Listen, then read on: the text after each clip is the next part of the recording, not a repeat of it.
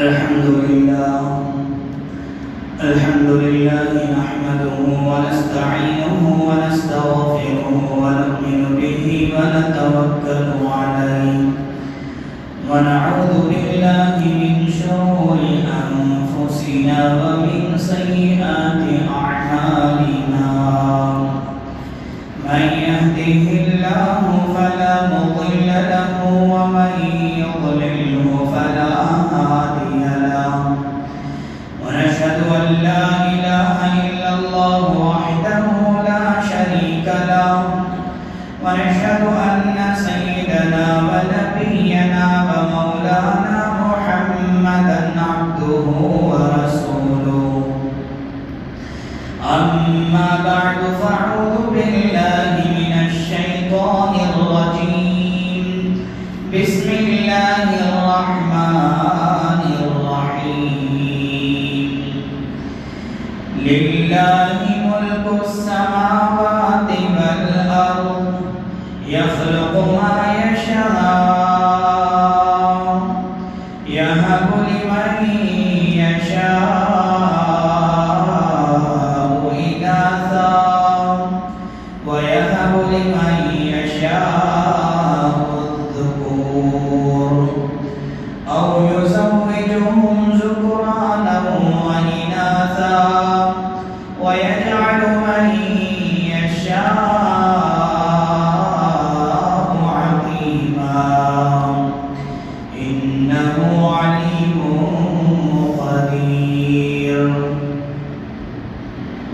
وقال تبارك وتعالى وإذا الموءودة سئلت بأي ذنب قتلت وقال تبارك وتعالى وإذا بشر أحدهم بالأنثى ظل وجهه مسودا وهو كظيم صدق الله مولانا العظيم اللهم صل على سيدنا محمد في أول كلامنا اللهم صل على سيدنا محمد في أوسط كلامنا اللهم صل على سيدنا محمد في آخر كلامنا اللہ کے نام سے شروع کرتا ہوں جو بڑا مہربان نہایت رحم کرنے والا ہے ہر قسم کی حمد و ستائش تمام قسم کی تعریفوں کے لائق وہی ایک اللہ باقی ذات ہے جو ہم سب کا پیدا کرنے والا اور پالنے والا ہے ساری کائنات کا خالق حقیقی اور ہر ذرے کا مالک و مختار ہے جو چاہتا ہے وہ کرتا ہے اس کے کرنے کرانے میں اس کی قوت و طاقت میں اس کے ارادے اور فیصلے میں کوئی اس کا شریک نہیں کوئی اس کا ہمسر نہیں کوئی اس کا پارٹنر نہیں ہے وہ ایک ہے یکتا ہے ہمیشہ سے ہے اور ہمیشہ رہے گا وہ پاک پروردگار عالم اتنی بڑی طاقتوں کا قدرتوں کا مالک ہے اگر کسی ایک شخص یا خاندان اور قوم و ملت کو عزت دینا چاہے سر بلندی عطا کرنا چاہے کامیابی عطا کرنا چاہے سرخ روئی عطا کرنا چاہے قسم خدا کی دنیا کی کوئی طاقت اسے روک نہیں سکتی بالکل اسی طریقے سے اگر اللہ تبارک و تعالی کسی بندے کی بدعمالیوں کی وجہ سے ذلت کا بربادی کا آفت کا مصیبت کا فیصلہ کر دے قسم خدا کی دنیا کی کوئی طاقت اسے نجات نہیں دلا سکتی درود و سلام نازل ہو میرے اور آپ کے آقا جناب محمد الرسول اللہ صلی اللہ علیہ وسلم پر آپ کے آل پر آپ کے ازواج پر آپ کے متبعین پر آپ کے ماننے والوں پر معزز سامعین ابھی میں نے آپ کے روبرو سورۃ الشورى کی ایک آیت تلاوت کی ہے اس آیت میں اللہ تبارک و تعالی نے ارشاد فرمایا للہ ملک السماوات والارض، زمین و آسمان کا مالک اللہ تبارک و تعالی ہے۔ زمین و آسمان کی بادشاہت اللہ ہی کے لیے ہے۔ یخلق ما یشاء، جو چاہتا ہے اللہ تبارک و تعالی پیدا کرتا ہے۔ یہب لمن یشاء اناثا، جسے چاہتا ہے اللہ تبارک و تعالی بیٹیاں عطا کرتا ہے۔ وَيَهَبُ لِمَن يَشَاءُ الذُّكُورَ، اور جسے چاہتا ہے اللہ تبارک و تعالی بیٹے عطا کرتا ہے، لڑکے عطا کرتا ہے۔ أَوْ يُزَوِّجُهُمْ ذُكْرَانًا وَإِنَاثًا، اللہ تبارک و تعالی جسے چاہتا ہے ایک وقت لڑکے اور لڑکیاں دونوں عطا کرتا ہے۔ وَيَجْعَلُ مَن يَشَاءُ عَقِيمًا، اگر اللہ تبارک و تعالی کسی کو چاہتا نہیں تو اللہ تبارک و تعالی اولاد سے محروم کر دیتا ہے، لا ولد بنا دیتا ہے، انہیں اولاد نہیں ہوتی۔ انہ علیم قدیر، یقیناً اللہ تبارک و تعالی ہر چیز کو جاننے والا اور ہر چیز پر قادر ہے۔ ہر چیز کی طاقت اللہ تبارک و تعالی کے پاس ہے۔ عزیزان گرامی، اللہ تبارک و تعالی نے اللہ تبارک و تعالی کی جانب سے انسانوں کو زندگی میں جو نعمتیں ملی ہیں ان میں سے بہت بڑی نعمت ہے اولاد۔ بہت بڑی نعمت اولاد ہے۔ یہ اولاد اللہ تبارک و تعالی کی چاہت، اللہ تبارک و تعالی کی مرضی، اللہ تبارک و تعالی کی مشیت، اللہ تبارک و تعالی کی پسندیدگی کے مطابق ہوتی ہے۔ انسان کی چاہت، انسان کی مشیت، انسان کی پسندیدگی کے مطابق نہیں ہوتی۔ اگر انسان چاہتا ہے کہ اسے لڑکے ہو تو اللہ تعالیٰ اسے لڑکیاں دے دیتا ہے۔ اگر انسان چاہتا ہے کہ اسے لڑکیاں ہوں تو اللہ تبارک و تعالیٰ اسے لڑکے عطا کر دیتا ہے۔ یہ انسان کی مرضی، اس میں کچھ چلتی نہیں ہے، سب کچھ اللہ تبارک و تعالیٰ کی مرضی اور مشیت اور اللہ تبارک و تعالیٰ کی ارادے ہوتے ہیں۔ اللہ تبارک و تعالیٰ کسی کو بیٹا دیتا ہے، کسی کو بیٹیاں عطا کرتا ہے۔ اللہ تبارک و تعالیٰ چاہتا ہے تو دونوں ملا کر دیتا ہے۔ اگر اللہ تبارک و تعالیٰ کی مرضی نہیں ہے تو اللہ تبارک و تعالیٰ کسی مصلحت کے تحت میں اولاد سے محروم کر دیتا ہے۔ انسان کو اللہ تبارک و تعالیٰ کے اس فیصلے پر راضی ہونے کے علاوہ کوئی چارہ کار نہیں ہے۔ حضرات، آج ہمارے معاشرے میں بیٹوں کے مقابلے میں بیٹیوں کو کمتر سمجھنا، بیٹوں کے مقابلے میں بیٹیوں کو کمتر سمجھنا، یہ منفی سوچ پایا جاتا ہے، یہ منفی احساسات پایا جاتا ہے۔ بیٹوں کے مقابلے میں بیٹیوں کو کمتر سمجھنا، لڑکے اور لڑکیوں کے درمیان میں امتیازی سلوک کرنا، بیٹے کو ایک نظر، بیٹی کو ایک نظر دیکھنا۔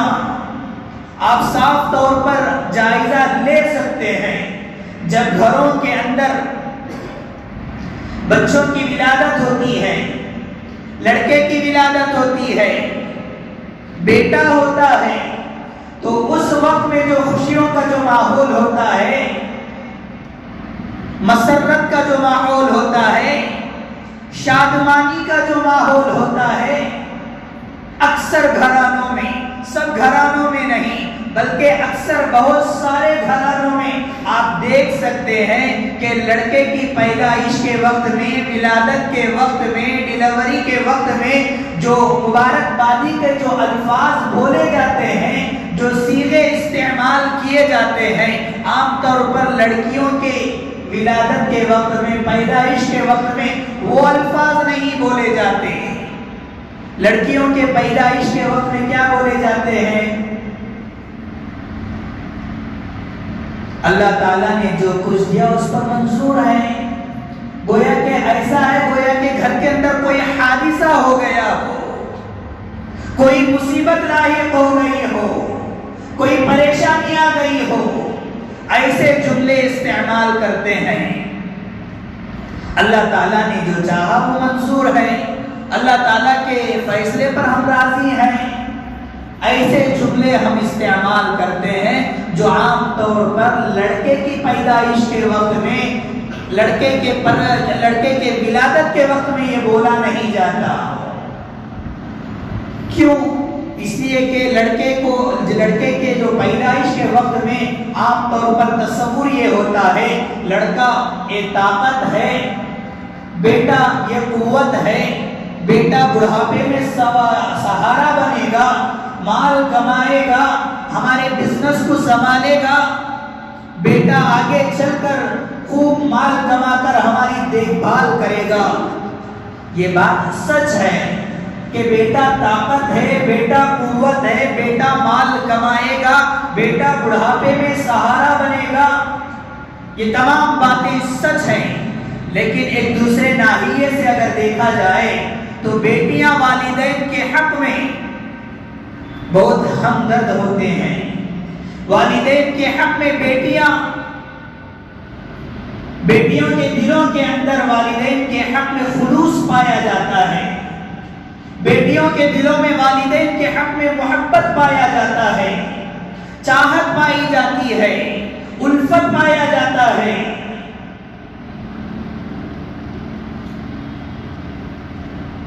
یہ ایسا نہیں ہے کہ آج کے دور میں یہ نئی بات ہے بیٹیوں کو کمتر سمجھنے کا، بیٹیوں کو حقیر سمجھنے کا، بیٹیوں کو بوجھ سمجھنے کا. یہ کوئی نئی بات نہیں ہے، بلکہ زمانے جاہلیت سے یہ چلا ہوا آ رہا ہے. پیارے نبی صلی اللہ علیہ وسلم کی بعثت سے پہلے زمانے جاہلیت میں عرب کا جو معاشرہ تھا بڑا ظالم معاشرہ تھا. عرب کے اندر جو ظلم و ستم کی جن روایتوں کے شکار تھے ان میں سے ایک بیٹیوں کو کمتر سمجھنا، بیٹیوں کو بوجھ سمجھنے کا بھی تھا.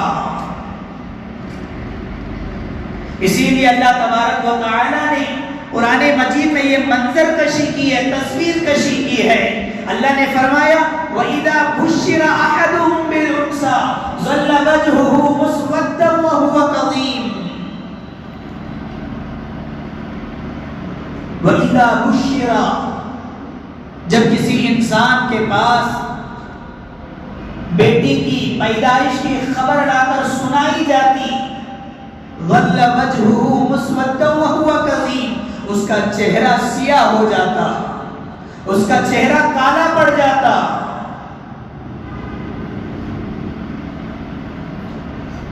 أَيُمْسِكُهُ عَلَىٰ هُونٍ أَمْ يَدُسُّهُ فِي التُّرَابِ، وہ اپنے دل کے اندر گھٹن محسوس کرتا، سوچنے لگتا کہ میں معاشرے میں کیسے میں منہ دکھاؤں، اپنا منہ چھپائے پھرتا، اور سوچنے لگتا کہ میں کیا یہ بیٹی کو میں ذلت کے ساتھ پال لوں یا اس کو لے جا کر میں کہیں دفن کر دوں. الا ساء ما يحكمون. اللہ تبارک و تعالیٰ کہتا ہے کہ درد بھرے الفاظ میں یہ کیسے برا فیصلہ کرتے ہیں لوگ.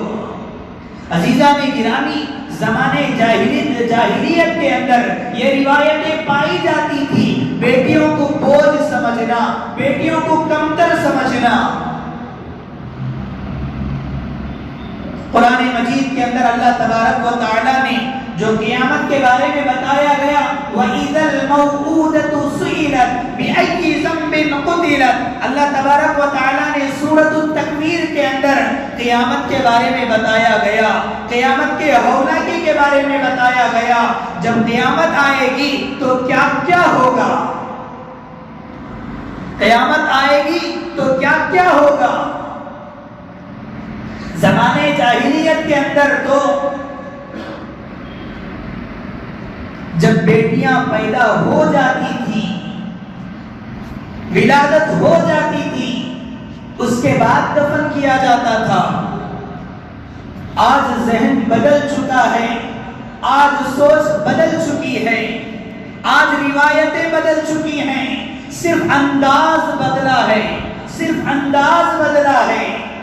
اس زمانے میں بیٹیاں پیدا ہونے کے بعد دفن کیا جاتا تھا، زندہ درگور کر دیا جاتا تھا، لیکن آج کے زمانے میں، اسی لیے آج ہمارے ملک کے اندر یہ قانون بنایا گیا ہے، دوسرے کئی ممالک کے اندر یہ قانون بنایا گیا ہے، ڈاکٹروں کو یہ لازمی ہے، یہ ہدایت دی گئی ہے، ڈاکٹر اسکیننگ رپورٹ کے اندر جنس بتا نہیں سکتے، اگر کوئی بتا دے گا تو یہ قانوناً جرم کہلائے گا۔ آج کے دور میں اگر انسان معلوم کر لیتا کہ پیٹ کے اندر لڑکا ہے یا لڑکی ہے تو اس زمانے میں تو کم سے کم پیدائش کے بعد دفن کیا جاتا تھا، لیکن آج کے دور میں پیٹ کے اندر ہی مار دیا جاتا ہے، پیٹ کے اندر ہی ختم کر دیا جاتا ہے۔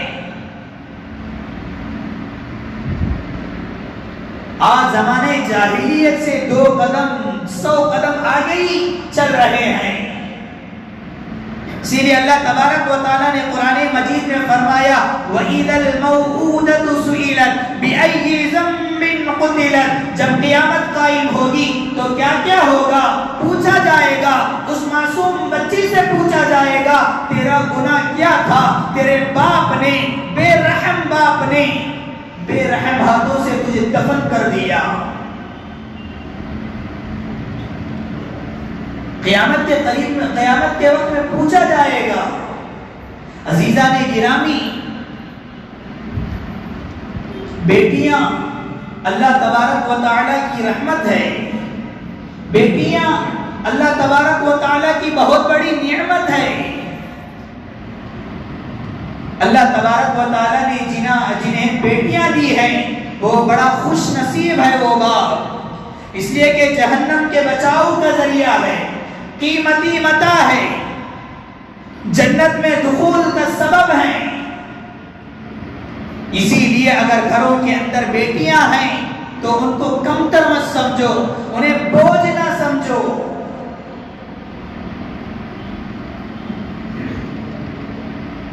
زمانے جاہلیت کے اندر یہی روایتیں پائی جاتی تھی، بیٹیوں کو بوجھ سمجھا جانے لگا، بیٹیوں کو کمتر سمجھا جانے لگا، بیٹوں کو حقیر نگاہوں سے دیکھنے لگے۔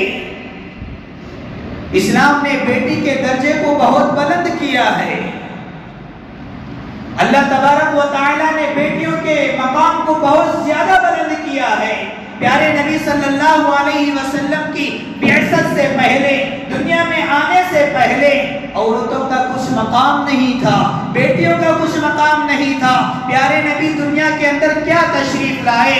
پیارے نبی نے عورتوں کا مقام بتایا، بیٹیوں کا مقام بتایا، بیٹیوں کی اہمیت بتائی، بیٹیوں کی عظمت بتائی۔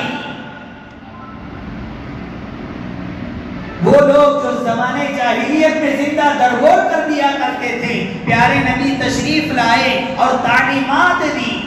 احادیث کے اندر پیارے نبی نے بیان فرمایا جس کسی کے یہاں 3 بیٹیاں ہو، اگر اس نے اچھے طریقے سے پرورش کیا ہو، اس کی دیکھ بھال کی ہو، اس کی عزت و آبرو کی حفاظت کی ہو، اسے کھانے کا، پلانے کا، پہنانے کا سامان مہیا کیا ہو، اور بلوغ کے عمر کو پہنچنے کے بعد اس کا نکاح کرا دیا ہو، تو اللہ پیارے نبی صلی اللہ علیہ وسلم نے فرمایا کن لہ حجابا من النار، نار جہنم سے بچاؤ کا بہت بڑا ذریعہ ہے۔ دوسری روایت میں پیارے نبی نے فرمایا جس کسی کے یہاں 2 بیٹیاں ہو، باپ نے ان 2 بیٹیوں کی بھی اچھی پرورش کی، اچھی پرورش دی اور اچھی تربیت دی اور پالا پوسا، وہ بھی اس فضیلت کے اندر داخل ہو جاتا ہے۔ کن لہ حجابا من النار، اہل علم لکھتے ہیں کہ جس کسی کے پاس 1 بیٹی ہو، اس نے بھی اچھے طریقے سے پرورش کی ہو، اچھی تربیت دی ہو، اسے کھلایا ہو، پلایا ہو، پہنایا ہو، اس کی عزت و آبرو کی حفاظت کی ہو، جب وہ بلوغ کی عمر کو پہنچ جائے تو اس کو نکاح کرا دیا ہو، کن لہو حجابا من النار، اس کے باپ اور جہنم کے درمیان میں ایک حجاب، ایک حائل ہو جاتا ہے، جنارے جہنم سے بچاؤ کا ذریعہ بن جاتی ہیں یہ بیٹیاں۔ ایک دوسری روایت میں حضرت ابن عباس رضی اللہ عنہ کہتے ہیں، حضرت انس بن مالک رضی اللہ عنہ کہتے ہیں، جس کسی نے اپنی بیٹیوں کو اچھے طریقے سے پرورش کی، دیکھ بھال کیا، پیارے نبی نے فرمایا کل قیامت کے دن میں اور وہ باپ جس نے اپنی بیٹیوں کو پرورش کی، اس طرح انگلیوں کا اشارہ کر کے فرمایا میں جنت میں اس طرح رہیں گے، یعنی جنت میں اس طرح پیارے نبی کی صحبت نصیب ہوگی، پیارے نبی کی رفاقت نصیب ہوگی، پیارے نبی کی معیت نصیب ہوگی۔ احادیث کے اندر کئی فضیلتیں، کئی بشارتیں آئی ہوئی ہیں۔ جب یہ تعلیمات زمانے جاہلیت کے لوگوں نے سنا، انہوں نے توبہ کی، آ کر معافی مانگی۔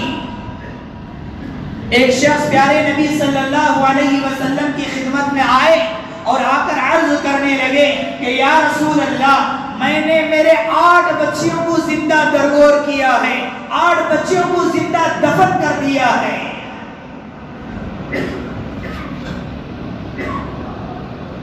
کیا اس کا کچھ تدارک ہو سکتا ہے؟ کیا مجھے معافی مل سکتی ہے؟ تو پیارے نبی صلی اللہ علیہ وسلم نے فرمایا جاؤ، جا کر 8 غلاموں کو آزاد کرو۔ وہ صحابی کہنے لگے کہ یا رسول اللہ، 8 غلاموں کو آزاد کرنے کی طاقت مجھ میں نہیں ہے، 8 غلاموں کو آزاد کرنے کی طاقت میرے پاس نہیں ہے۔ پیارے نبی نے فرمایا جاؤ، جا کر 8 اونٹوں کو ذبح کر کے صدقہ کرو۔ تو وہ صحابی گئے، جا کر 8 اونٹوں کو ذبح کر کے صدقہ کیا۔ اس کے بعد ان کو شرمندگی محسوس ہوئی، دل ہی دل کے اندر ندامت، انہوں نے توبہ کیا۔ کئی سارے واقعات احادیث کے اندر بھرے پڑے ہوئے ہیں۔ ایک شخص پیارے نبی صلی اللہ علیہ وسلم کی خدمت میں آئے اور آ کر عرض کرنے لگے یا رسول اللہ، میرا دل تو چاہتا ہے کہ میں اسلام قبول کروں، اسلام کے احکامات مجھے بہت اچھے لگتے ہیں، نماز مجھے بہت اچھی لگتی ہے، روزہ مجھے بہت اچھا لگتا ہے، اسلام کے ارکان، اسلام کے احکامات، قرآن مجھے سننا اچھا لگتا ہے، اسلام کے بہت سارے احکامات مجھے اچھے لگتے ہیں، لیکن کیا کروں کہ میرے ایسے گناہ ہیں کہ مجھے اسلام قبول کرنے پر آمادہ نہیں کرتا۔ پیارے نبی نے فرمایا ایسے کون سے گناہ ہیں جو تجھے اسلام قبول کرنے سے روک رہا ہے؟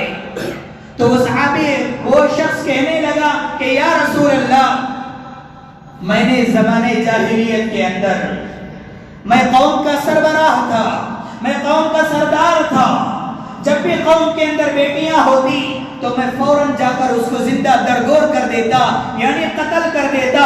اب تک میں نے اپنے قوم کے 70 سے زائد لڑکیوں کو میں نے زندہ دفن کر دیا ہے، میں نے 70 سے زیادہ لڑکیوں کو میں نے قتل کر دیا ہے، کیا میری معافی ہو سکتی ہے؟ کیا میری بخشش ہو سکتی ہے؟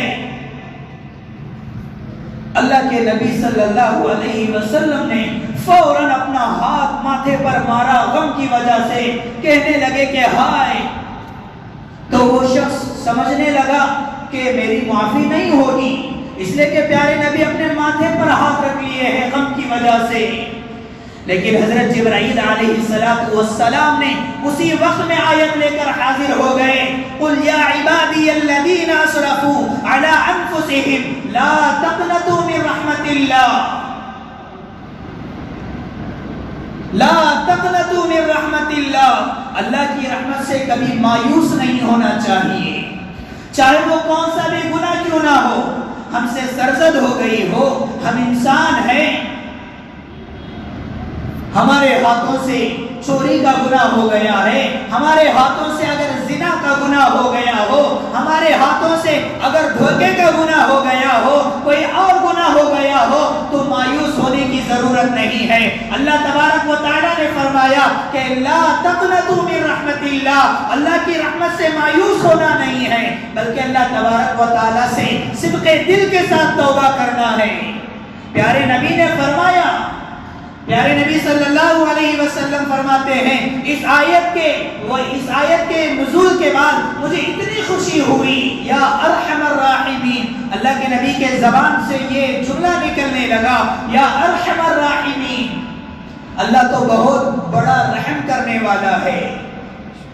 کتنے پیار کے ساتھ اللہ تبارک و تعالیٰ فرماتا ہے کہ یا عبادی الذین اسرفوا، تقوی والے سے نہیں فرما رہا ہے، دیندار لوگوں سے نہیں فرما رہا ہے، پرہیزگار لوگوں سے نہیں فرما رہا ہے، احکامات پر عمل کرنے والے لوگوں کو نہیں فرما رہا ہے، بلکہ ایک نافرمان لوگوں سے، جن سے گناہ سرزد ہو چکے ہیں، جن سے قتل کا گناہ ہو چکا ہے، جن سے زنا کا گناہ ہو چکا ہے، جن سے چوری کا گناہ ہو چکا ہے، جن سے کوئی اور گناہ ہو چکا ہے، اللہ تبارک و تعالی ایسے لوگوں سے مخاطب کر کے فرماتا ہے، کتنے پیار بھرے الفاظ میں فرماتا ہے، یا عبادی الذین اسرفوا، اے میرے بندو، لا تقنطوا من رحمت اللہ،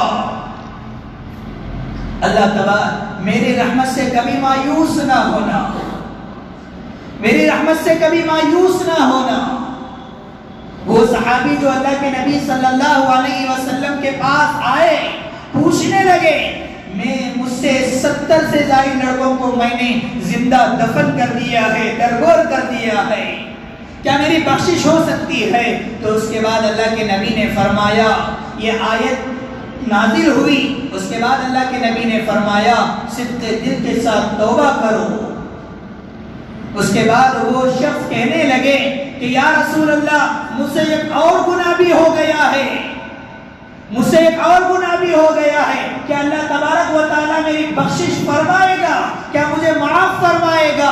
تو اللہ کے نبی نے فرمایا کہ وہ کون سا گناہ؟ تو وہ کہنے لگے کہ یا رسول اللہ، میں قوم کا سربراہ تھا، میں قوم کا سردار تھا، میں تجارت کے غرض سے میں باہر جایا آیا کرتا تھا، ایک مرتبہ میں تجارت کے غرض سے باہر گیا، میری بیوی حاملہ تھی، میری بیوی حاملہ تھی، جب میں تجارت کے لیے میں باہر گیا، جانے سے پہلے میں نے بیوی سے کہا اگر بیٹا ہو گیا تو اس کی اچھی پرورش کرنا، اسے اچھی تربیت دینا، اگر بیٹی ہو گئی تو اسے زندہ درگور کر دینا، اسے زندہ دفن کر دینا۔ میں یہ کہہ کر روانہ ہو گیا۔ ہوا یہ کہ ان کی بیوی کو بیٹی پیدا ہوئی، بیٹی کی بلا پیدائش ہوئی تو ماں ہوتی ہے، انہوں نے زندہ دفن نہیں کیا۔ روایتوں کے اندر آتا ہے کہ ان کی بیوی نے اپنے بہن کے گھر اس بچی کو بھیج دیا۔ یہ شخص جب تجارت سے واپس آیا تو اپنے گھر کے اندر آیا تو پوچھنے لگا تو کیا ہوا؟ تو بیوی کہنے لگی کہ بیٹی ہوئی، میں نے اسے زندہ دفن کر دیا۔ ماں نے جھوٹ بول کر بات کو ختم کر دیا، لیکن اس کے بہن کے گھر کے اندر بیٹی پل رہی تھی۔ جب بیٹی بڑھنے لگی، بڑی ہونے لگی تو گھر آیا جایا کرتی تھی، تو اس شخص کے اندر اس بچی کے لیے محبت جاگ گیا، محبت پیدا ہو گئی۔ جب بیٹی 7-8 سال کی ہو گئی تو ماں ہوتی ہے، اس نے دیکھا کہ شوہر کے دل کے اندر بیٹی کے حوالے سے محبت جاگ گئی ہے، تو اس نے ایک دن موقع پا کر اس نے بتا دیا کہ یہ ہماری ہی بیٹی ہے، یہ ہماری ہی بیٹی ہے، میں نے اپنے بہن کے گھر میں اس کو بھیج دیا تھا۔ اس شخص کو دل کے اندر نفرت پیدا ہو گئی، بغض پیدا ہو گیا۔ اس نے ایک دن موقع پایا، اس نے موقع پا کر اس نے کہا کہ بیٹی کو تیار کرو، کہیں میں بازار لے کر جاؤں گا، اسے کھلونے دلواؤں گا۔ بیوی بیٹی کو تیار کر دی، تیار کر دی تو باپ بیٹی کو لے گیا، جنگل میں لے گیا، جنگل میں لے جا کر گڑھا کھودنے لگا۔ جب گڑھا کھودتا گیا تو مٹی باپ کے کپڑے پر لگنے لگی تو وہ بیٹی باپ کے بدن سے مٹی جھاڑنے لگی۔ ابا جان تمہارے جسم پر مٹی لگی ہوئی ہے۔ تو اس شخص پر کچھ بھی رحم نہیں آیا، آخر میں اس گڑھے کے اندر بیٹی کو دھکا مار کر گرا دیا اور زندہ درگور کر کے گھر آ گیا۔ جب یہ واقعہ پیارے نبی کو سنایا گیا تو اللہ کے نبی صلی اللہ علیہ وسلم زار و قطار رونے لگے۔ جب وہ بچی گڑھے کے اندر تھی، باپ مٹی ڈھکیلنے لگا، ڈالنے لگا، تو وہ بچی پکار پکار کر کہنے لگی، اے میرے ابا جان، میں نے سنا ہے کہ آخری نبی آنے والا ہے، آخری رسول آنے والا ہے، بیٹیوں کو انصاف دلائے گا، بیٹیوں کو مقام دلائے گا، بیٹیوں کی عظمت کو بتائے گا۔ جب اللہ کے نبی صلی اللہ علیہ وسلم کے سامنے یہ واقعہ سنایا گیا تو اللہ کے نبی زاروں کی تار رونے لگی، اللہ کے نبی زاروں کی تار رونے لگے۔ زمانے جاہلیت کے اندر عرب کا معاشرہ بڑا ظالم معاشرہ تھا۔ جب پیارے نبی دنیا کے اندر تشریف لائے، انہوں نے تعلیمات دی۔ آج اسلام کو الزام لگایا جاتا ہے، عورتوں کو انصاف نہیں دلایا جاتا، عورتوں کو برابری نہیں دی جاتی۔ اسلام آیا تو عورتوں کو عزت ملی، اسلام آیا تو عورتوں کو مقام ملا، اسلام آیا تو عورتوں کو مرتبہ ملا، اسلام آیا تو عورتوں کو درجہ ملا۔ پیارے نبی دنیا کے اندر آئے، تعلیمات دی۔ عرب کا معاشرہ جو زمانے جاہلیت کے اندر بیٹیوں کو بوجھ سمجھتے تھے، بیٹیوں کو کمتر سمجھتے تھے، حقیر سمجھتے تھے، آج وہی لوگ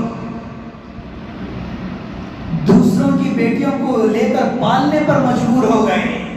پیارے نبی کی تعلیمات پر ایسے بدل گئے، ان کی سوچ ایسی بدل گئی کہ دوسروں کی بیٹیوں کو پالنے پر مجبور ہو گئے۔ ان کے اندر ایسی عظمت بیٹھ گئی۔ عمرۃ القضاء، پیارے نبی صلی اللہ علیہ وسلم جب عمرۃ القضاء کر کے مدینہ واپس ہو رہے تھے، قافلہ مسلمانوں کا چل بسا، تو پیارے نبی صلی اللہ علیہ وسلم اور مسلمانوں کے قافلے کے پیچھے پیچھے حضرت حمزہ رضی اللہ عنہ کی ایک یتیم بیٹی پیچھے پیچھے آنے لگی، کہنے لگی کہ اے چچا مجھے بھی مدینہ ساتھ لے کر چلو، مجھے بھی مدینہ ساتھ لے کر چلو۔ کیونکہ حضرت حمزہ رضی اللہ عنہ کی بیٹی جو مکے میں رہنے لگی، مکے میں جو رشتہ دار تھے ان کے ساتھ رہنے لگی، اب وہ مدینہ جانا چاہتی تھی۔ اس لیے پیارے نبی صلی اللہ علیہ وسلم عمرہ کرنے کے لیے مکہ آئے ہوئے تھے۔ عمرہ کر کے جب پیارے نبی واپس مدینہ جا رہے تھے تو حضرت حمزہ رضی اللہ عنہ کی بیٹی پیچھے پیچھے ہونے لگی اور کہنے لگی کہ اے چچا مجھے بھی ساتھ لے کر چلو۔ لہذا اس قافلے کے اندر حضرت علی رضی اللہ عنہ موجود تھے، دیگر صحابہ موجود تھے۔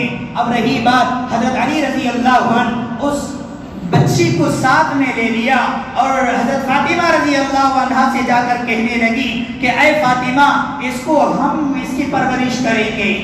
لہذا جب حضرت علی رضی اللہ عنہ اپنے گھر لے جانا چاہتے تھے یا لے گئے تو دوسرے صحابہ، روایت کے اندر آتا ہے نام حضرت جعفر بن ابی طالب رضی اللہ عنہ، دوسرے صحابی حضرت زید بن حارثہ رضی اللہ عنہ، دونوں صحابی حضرت علی رضی اللہ عنہ سے اختلاف کر بیٹھے کہ اس بچے کو ہم پرورش کریں گے، اس بچے کو ہم پالیں گے۔ پیارے نبی صلی اللہ علیہ وسلم نے فیصلہ فرمایا کہ اس بچی کی پرورش کرنے کا سب سے زیادہ حقدار حضرت جعفر بن ابی طالب رضی اللہ عنہ ہے، اس لیے کہ حضرت جعفر بن ابی طالب رضی اللہ عنہ کی بیوی اس بچی کی خالہ لگتی تھی، اور حدیث میں ہے کہ الخالۃ ام، خالہ ماں کے مانند ہے۔ پیارے نبی نے فیصلہ فرمایا، جعفر بن ابی طالب رضی اللہ عنہ اس بچی کے پرورش کرنے کے زیادہ حقدار ہیں۔ ذرا غور فرمائیں، اس زمانے جاہلیت کے اندر وہ لوگ جو اپنی بیٹیوں کو بوجھ سمجھتے تھے، وہ لوگ جو اپنی بیٹیوں کو کمتر سمجھتے تھے، حقیر سمجھتے تھے، زندہ درگور کر دیتے تھے، پیارے نبی کی تعلیمات نے ان کی سوچ بدل دی، پیارے نبی کی تعلیمات نے ان کے روایتوں کو بدل دیا۔ جو بیٹیوں کو بوجھ سمجھتے تھے آج وہی دوسروں کی بیٹیوں کو لے کر پالتے تھے، پالنے پر اختلاف کرتے تھے۔ عزیزان گرامی، آج ہمارے معاشرے کے اندر یہ دیکھنے کو مل رہا ہے۔ آج ہم جس کسی کے گھر میں جب بیٹی پیدا ہوتی ہے تو باپ پریشانی کا سامنا کرتا ہے، مصیبت میں پڑ جاتا ہے۔ آخر یہ رویہ کیوں ہوا؟ آخر ایسا ماحول کیوں بنا؟ یہ ماحول اس لیے بنا کہ آج ہمارے معاشرے کے اندر بیٹیوں کو جو عزت پیارے نبی نے دی تھی، آج ہم نے پیارے نبی کے تعلیمات کو بھلا دیے، پیارے نبی صلی اللہ علیہ وسلم کے تعلیمات کو بھلا دیے، کتاب و سنت کے تعلیمات کو بھلا دیے۔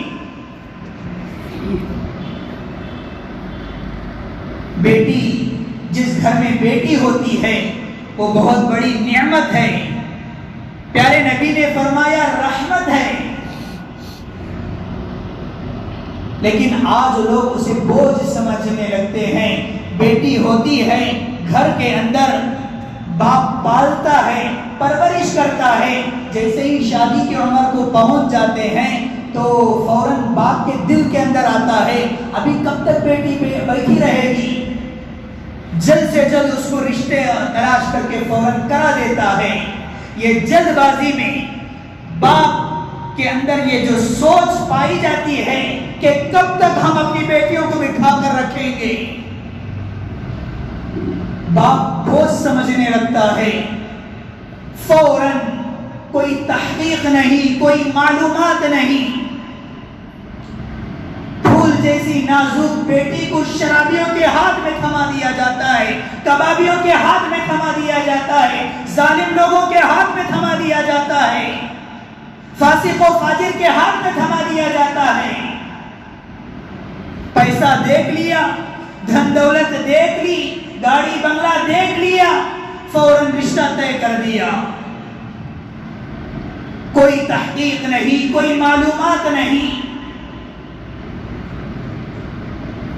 رشتے دولت سے نپتے نہیں ہیں، رشتے گاڑی بنگلوں سے نپتے نہیں ہیں، رشتے اچھے اخلاق سے نپتے ہیں، رشتے اچھے تعلیمات سے نپتے ہیں۔ ظالم ہے وہ باپ جس نے اپنی بیٹی کی پرورش تو کی لیکن صحیح جگہ اس نے تحقیقات کیے بغیر اس نے رشتہ کرا کے گھر سے الوداع کر دیا۔ کہ آج ہمارے معاشرے کے اندر میاں بیوی کے درمیان جو لڑائی جھگڑے ہوتے ہیں، یہاں تک کہ طلاق کے مسئلے تک پہنچ جاتے ہیں، اس کا ایک بہت بڑا ریزن یہی ہے۔ شوہر اپنی بیوی کو اس لیے طلاق دیا کہ وہ اسے صرف خالی بیٹی ہی پرورش کر، بیٹی کی پیدائش ہو رہی ہے، بیٹی ہی چل رہی ہے۔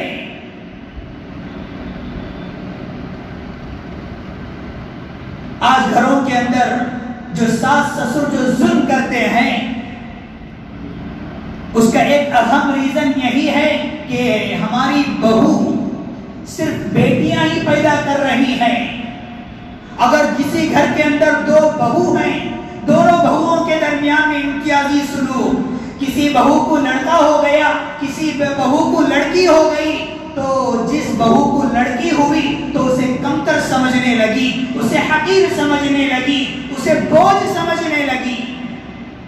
آج ہمارے معاشرے کے اندر ایسا سلوک کرنے کی وجہ سے آج ہمارے معاشرے کے اندر طلاق کے واردات بہت زیادہ بڑھ رہے ہیں، خلع کے واردات بہت زیادہ بڑھ رہے ہیں۔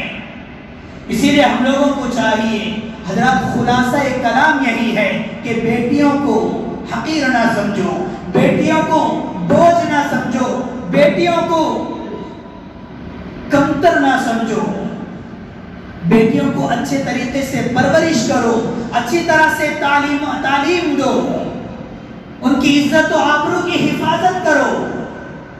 پیارے نبی صلی اللہ علیہ وسلم اپنی بیٹی کے ساتھ کس طرح پیش آتے تھے؟ حضرت عائشہ صدیقہ رضی اللہ عنہا بیان کرتی ہیں جب اللہ کے نبی مجلس میں بیٹھے ہوتے، اچانک حضرت فاطمہ رضی اللہ عنہا آ جاتی تو اللہ کے نبی مجلس سے فوراً اٹھ کر کھڑے ہو جاتے، حضرت فاطمہ رضی اللہ عنہا کا استقبال کرتے، حضرت فاطمہ رضی اللہ عنہا کے پیشانی کو چھومنے لگتے۔ پیارے نبی نے فرمایا فاطمہ بضعۃ منی، فاطمہ میرا ایک جگر کا ٹکڑا ہے، میرے بدن کا ایک حصہ ہے، جس نے کسی فاطمہ کو تکلیف دیا اس نے مجھے تکلیف دیا۔ حضرت فاطمہ رضی اللہ عنہا کا یہ تعلقات بھی اللہ کے نبی سے اپنے باپ سے ویسے ہی ہوا کرتی تھی، اسی لیے اپنی بیٹی کو ہمیشہ ہمیشہ رحمت سمجھو۔